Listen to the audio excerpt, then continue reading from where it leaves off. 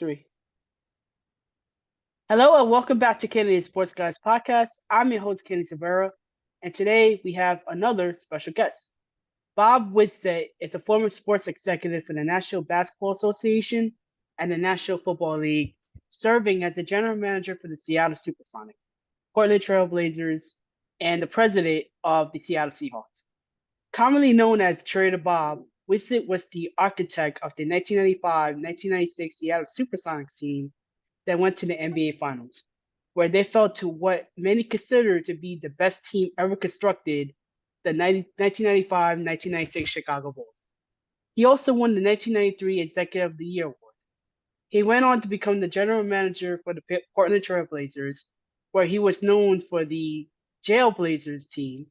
He went on to become the president of the Seattle Seahawks, where he helped negotiate the development of CenturyLink Field, now known as Lumen Field, hired former legendary Packers head coach Mike Holmgren, and helped move the Seattle Seahawks from the American Football Conference to the National Football Conference. Please welcome to the show, Bob Whitsitt. Thank you so much for being on the show. My pleasure, Kenny. Happy to be here. So my first question is, you worked for multiple teams in both the NBA and the NFL, starting with the Seattle SuperSonics, Trailblazers, and the Seahawks. What initially drew you to a career in professional sports? I've always loved sports. As a little kid, I played sports. High school, I played football, basketball, and baseball.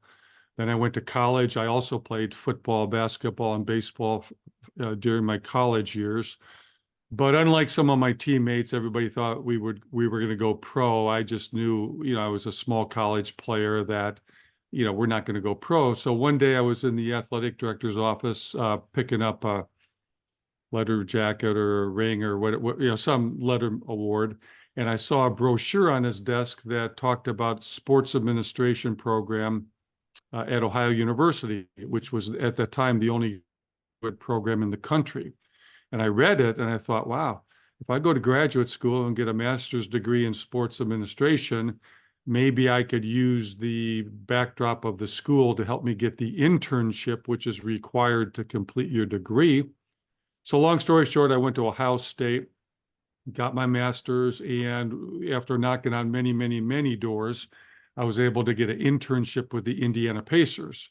My first love was the NFL, but I was happy to take a job in any professional sports league. And so I got my foot in the door with the Pacers, and whatever the bottom rung is, I was one rung below that. I was kind of the gopher's gopher. But as time went on, I worked hard, I hustled, I got promoted, and then one day I woke up. I was 24 years old. I was the assistant general manager. I was negotiating player contracts. I was pretty much overseeing the office, and a lot of hands-on experience, a lot of learning while on the job, but it was a tremendous experience for me and really gave me the background to start really launching my career in sports. So throughout your career, you held positions in being the president and general manager of 3 professional sports franchises in 2 different sports. Did you have a preference for one over the other, or did you enjoy the well-roundedness of working in both areas? Well, I would say this. I was president and general manager of the Portland Trail Blazers, and at the same time, I was the president of the Seattle Seahawks.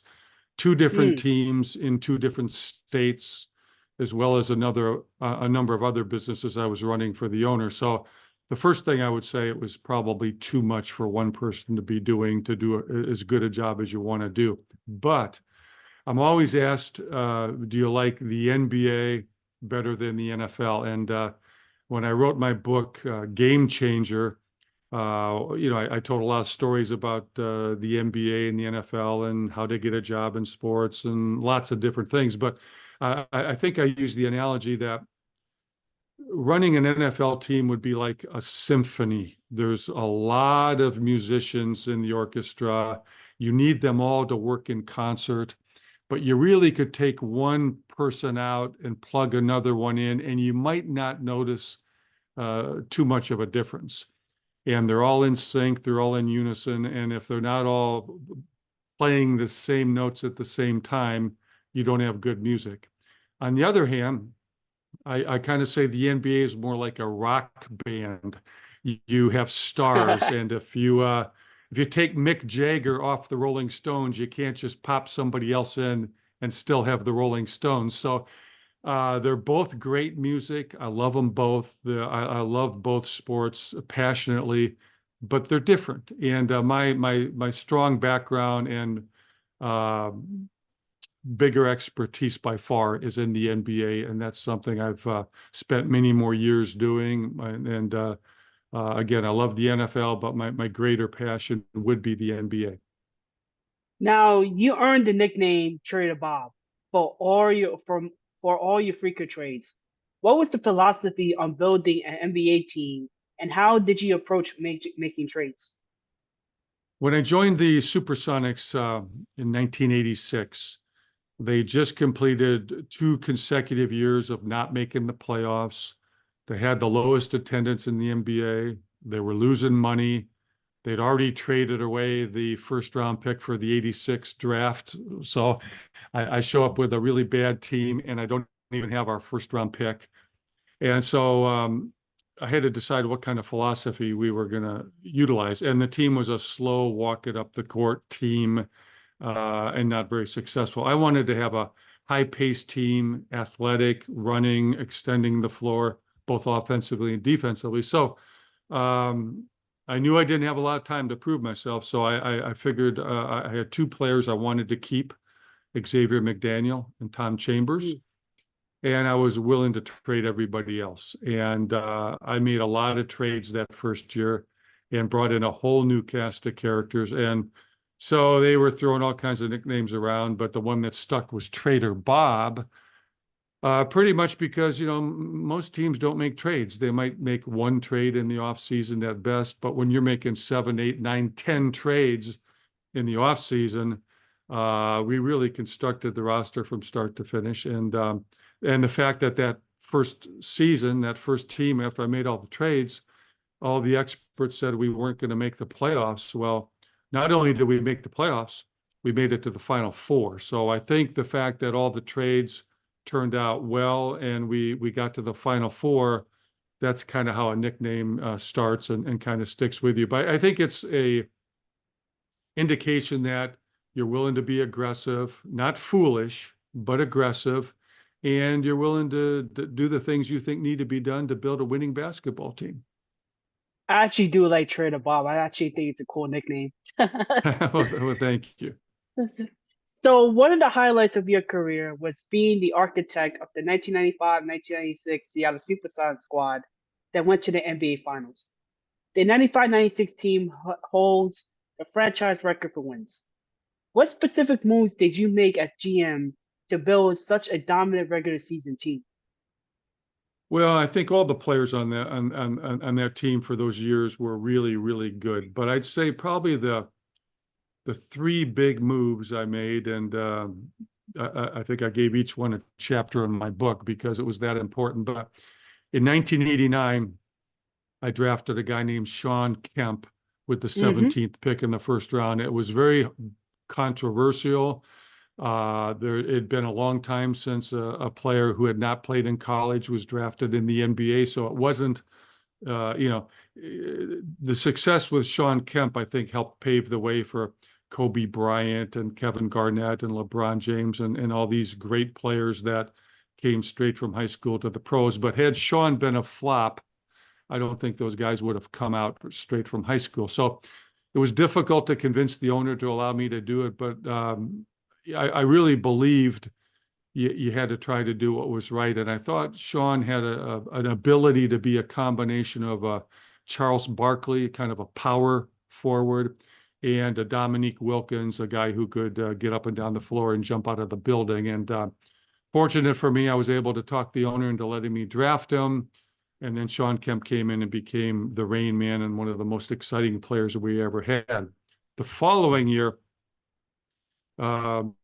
we had a lottery pick, the number 2 pick, but everybody thinks I just took Gary Payton with the pick, which I did, but I actually made 2 trades. I traded with the New Jersey Nets, who had the number 1 pick, to make sure they would not take Gary Payton.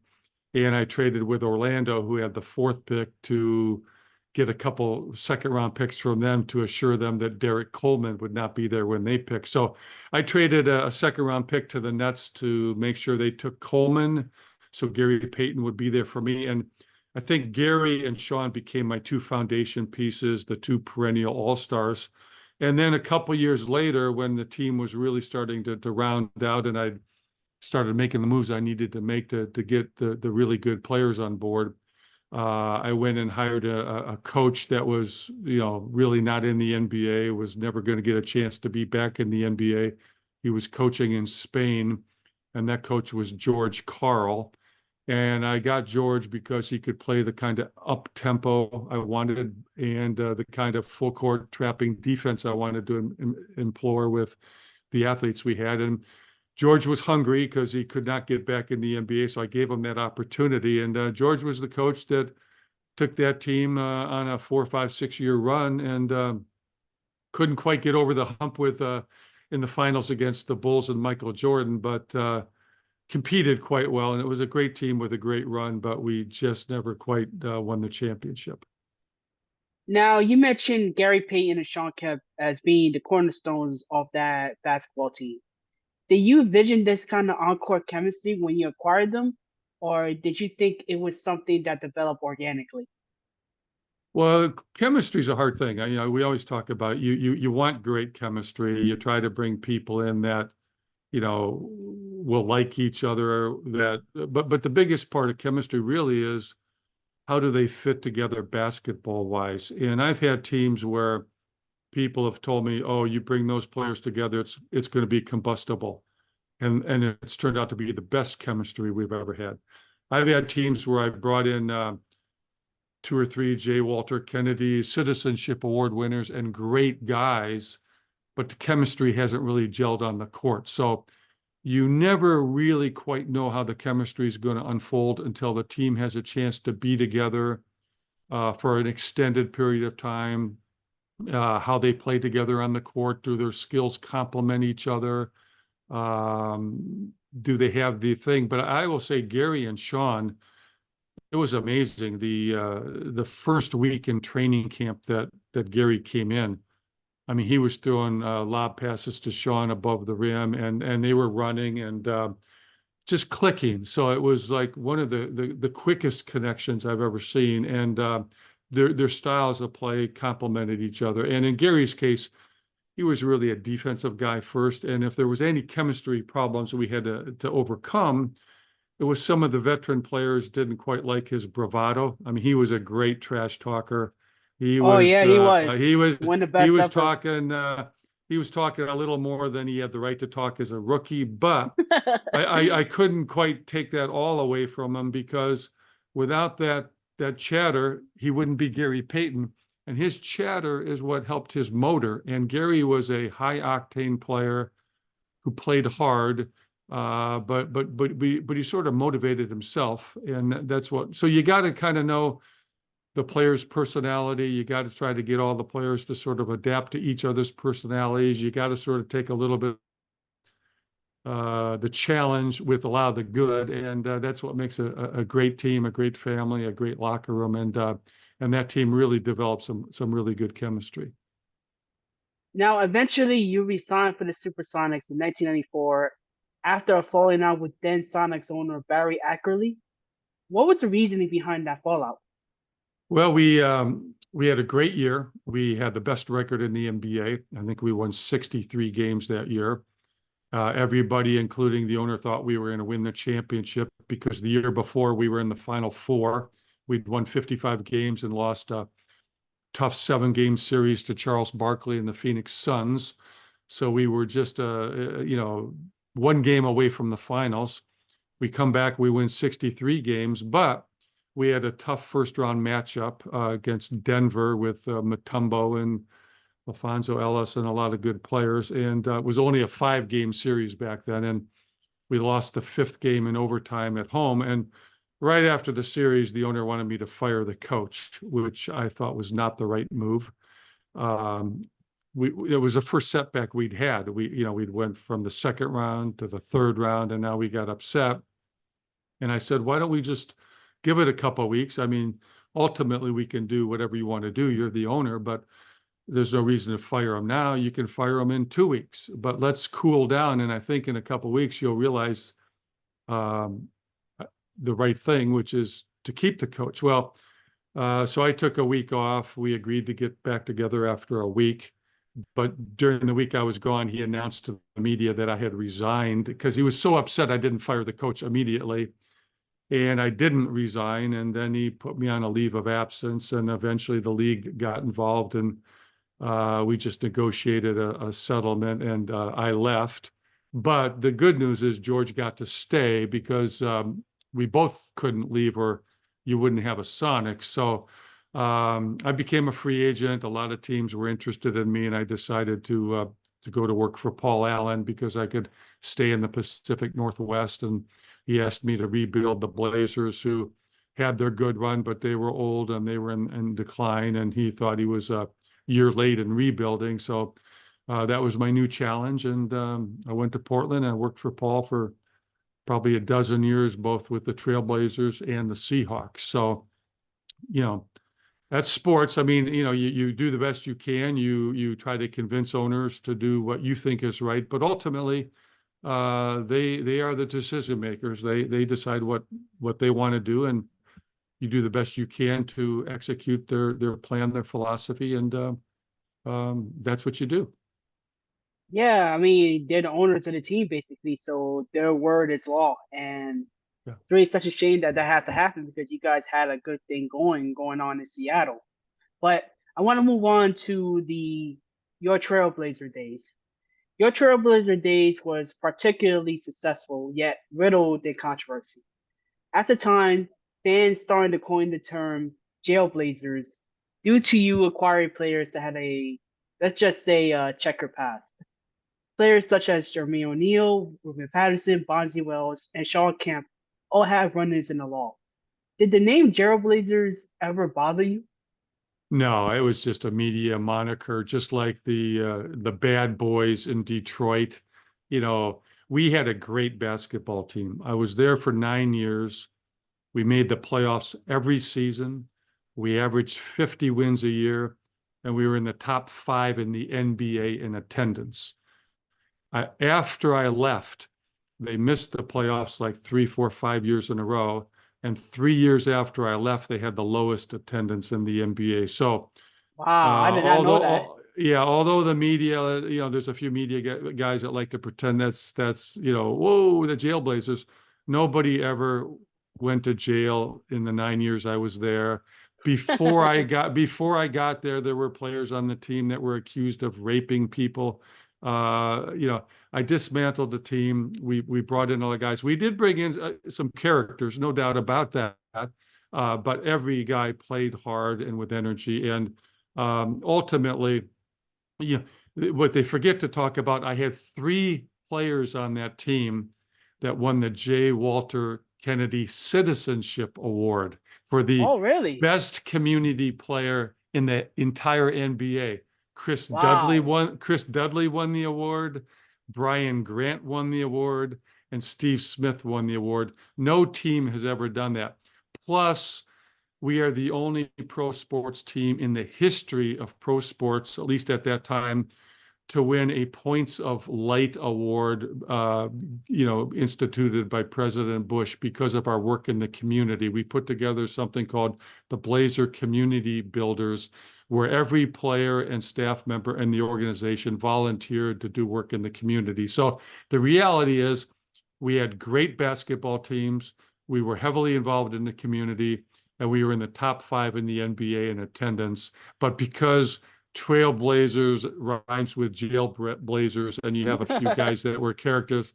It's just like the bad boys, but the results were really, really strong, and the fans loved the team. And it was, it might have been the best team that never won a championship, even better than my Sonics team, because our 2000 team that lost to Shaquille O'Neal and Kobe Bryant in the conference championship in Game 7, where we were up by 13 in the fourth quarter, and we just, kind of had a team choke. We missed a bunch of easy jump shots coming down the stretch, but had we won, we would have won the championship. I'm confident of that. So it was a great basketball team. And like the Sonics, which also was a great team, both those teams came literally a jump shot or two away from winning the championship. So very proud of both those teams. We came very close. And you look around today, you see teams that go decades without even making the playoffs.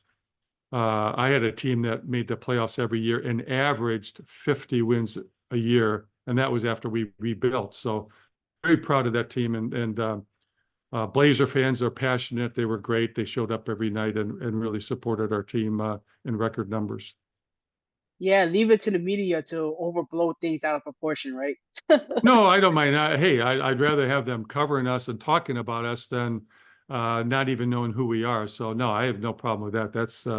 That's fun. That's sports. That's nicknames are great, but they know the team. They know who we are. If you're not making the playoffs, they're not even going to give you a nickname or talking about you. So the fact that we're taking if we'd won that series, Shaq and Kobe may not have even had their 3 rings because that was their first championship, and we were the toughest road they had to go through. So you moved on from the Trailblazers and entered a new sports league, being hired as the president of the Seahawks. How do you approach leading the Seahawks, given your background being primarily in the NBA? Well, 2 things. I did the Seahawks while I was doing the Blazers, except for the last couple years after I resigned from the Blazers, I was still running the Seahawks. But in Seattle with the Seahawks, I was the president. I was not the person picking the players. Where in Portland, I was the president running the business, running the arena, but I was also the general manager. So I was in charge of all personnel and hiring coaches and building the staff because I understand that. I know that. I spend all my time scouting and looking at players. So in football, I would oversee the stadium. I'd oversee the business. I'd oversee the people that we brought in to make all the personnel decisions. So I was almost acting on the owner's behalf, asking all the right questions, making sure the salary cap was managed properly, challenging them. I did hire the coach. I went out and found Mike Holmgren and had to get the Packers some compensation. So I decided he was the guy to come in and be our coach. And then we put together the GM and the personnel side. But Paul and I never vetoed any player trades or any player drafts. We just wanted to challenge them and ask questions and make sure they had solid footing and reasoning for what they wanted to do, but they got to do everything they wanted to do. So we try to create a good environment for the football people to do their thing.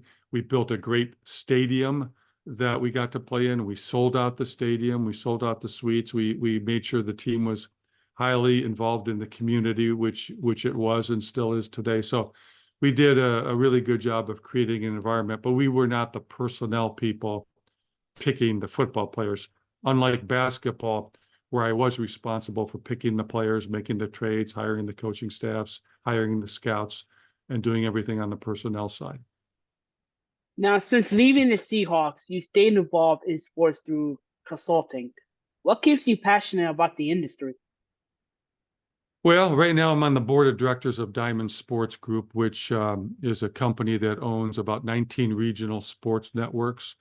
We broadcast more Major League Baseball, NBA, and NHL games than anybody in the country. So I stay heavily involved in that area. I've spent time, I've consulted. I currently am a basketball consultant for an NBA owner. Very passionate. I've never stopped following the NBA. I'm very, very current. And I'm very hopeful that in the near term, I'm very hopeful that Seattle can be a part of an expansion if and when the NBA decides they want to go that direction. And I would love to be involved in that. But I'm very bullish on the NBA because I love the product. I love the sports. The sport, it's got a long-term labor agreement. It's soon going to have a new long-term media deal. I think it's exciting. It's innovative. I think it's a global sport. I think there's still a lot of upside around the world with the NBA. It's great television product. It's great content. It's great culturally. I think it takes its social responsibility very seriously. I think we've got a great commissioner in Adam Silver. I think he does a fantastic job, and I think the league views the players as partners. So I think we see it as owners and players working together to grow the sport and make it a fun, evolving global business. So I'm very, very bullish on it. I've stayed very current. I hope I can be a part of it again in the future soon. But it's just something that I think is very exciting and fun to watch. Now, you recently released a book. Can you tell me more about that? Yeah, the book is called Game Changer. The actual subtitle is what did I call the subtitle? It's Game Changer, an insider's story of the Sonics resurgence, the Trailblazers turnaround, and the deal that saved the Seahawks. And it's a fun read. It's a lot of my sports stories of my time as general manager in the NBA and president of the Seahawks. I give a real behind the scenes look of trades, how trades are made, how I got Gary Payton, how I got Sean Kemp, why I hired George Karl, how we saved the Seahawks for Seattle when they were moving to Los Angeles. I dedicate a whole chapter on how to negotiate, and I use real examples on player trades and player negotiations and how I used the particular techniques. Got a lot of great pictures in there. So if you want to see Sean Kemp or some of the older Sonics like Freddie Brown or seeing the Kingdom implode, how we blew that up for. I talk about how to get a job in pro sports. I touch upon my thoughts on whether Seattle will get a NBA team again. I even talk about my decision to go back to law school and graduating from law school at age 65 and becoming an attorney. So I talk Oh, about a lot of wow. different things, but if you're interested in sports and wanting to get in the business and how the business works, it's an easy read because it's a fun uh, compilation of stories and how I made trades and how some of my trades were I do one trade knowing that I'm going to try to parlay that into another trade, and how I built the Sonics, how I built the Trailblazers, and how we kind of turned around the Seahawks, who hadn't made the playoffs in 10 years, and turned it into a Super Bowl contender. So it's a fun read, a lot of good pictures, each chapter's easy. You can pick any chapter you want and read it, but um, it's just a lot of fun things for people who really want to know how things get done and why they get done. And I even put in there my lists of who I think the best all-time NBA players are, who I think the Oh, best all-time interesting. NBA coaches are. It's subjective, but I have a lot of guidelines and criteria on why I pick certain players and how they make my top 25. So, it gets you talking, it gets you, little friendly arguments with your sports friends on who's better, who's not better. And there's no right answer, but mine are pretty well thought out. And almost all the players on the list I've seen play in person. And, I've been around the NBA since the late 70s. So I've got a lot of personal history and background. But anyway, it's a fun book. I think people will enjoy it. It's an easy read, and we've gotten great feedback on it. So I'm very proud of it. And finally, the last question is, who do you got in the NBA Finals, the Dallas Mavericks or the Boston Celtics? Well, I picked Boston from day one because I thought they'd have an easier run to get to the finals than the team coming out of the West. I actually thought Denver had a chance to get out of the West again, but I knew the West Yeah, was same just going to here. be it was really going to be hard for the team that came out of the West. I knew they'd come out more exhausted, more beat up, probably more injured, and I think Dallas is playing great. They're defending hard, but Doncic is beat up a little bit. They've got guys coming back from injuries, and I think Boston's a little too deep, a little too talented, and a little too hungry. They got close a couple years ago, so I would say I think the Celtics will be the next champion of the NBA. I have to agree with you. I think Boston is doing everything right now. Jason Tatum is playing in an exceptionally high level. Jaylen Brown as well. I think Luka Doncic is a little bit beat up, and I think the Celtics are going to win in 5 games. Well, Boston, they clearly are playing as a team, and they're clearly playing with, I don't care who scores. Everybody defends hard, and they're making the extra pass, the second pass, they're hitting the open man. And again, there's nothing better than experience and being in the finals a couple years ago and not getting there. The awe of the finals is gone. It doesn't matter who scores what. If they can win 4 games and get the ring, they're all champions. And it's just right. And plus, they won what, 64 games or whatever it was. It wasn't like they did Mm-hmm. not have a great year. They had a great season, and they're a deep, well-rounded, balanced team. And so yeah, I just think it's their year. Well, Bob, that's the end of my questions. I really want to thank you for taking the time out, and I hope everything goes well with you. Thank you so much, Kenny. Enjoyed the Well, podcast. well, that is the end of this episode. I want to thank Bob Whitsitt for the time. You can find this episode on my YouTube channel, Kenny Sports Guys Podcast, and my podcast page, KennySportsGuy.com, Ken with 2 wins, and on Spotify, Amazon Music, YouTube Music, and Apple Music. Find me on Twitter at Kenny_sports, Instagram at Kenny Sports Guy 1, and TikTok at Kenny Sports Podcast. Until the next episode, please be well.